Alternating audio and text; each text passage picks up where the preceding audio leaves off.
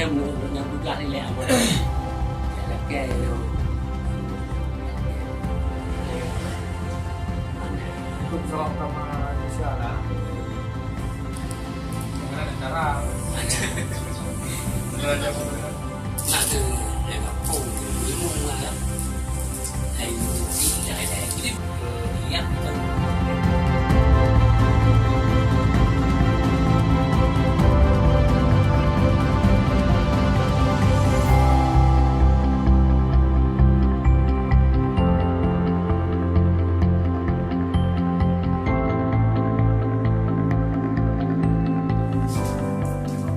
hutang harus bayar.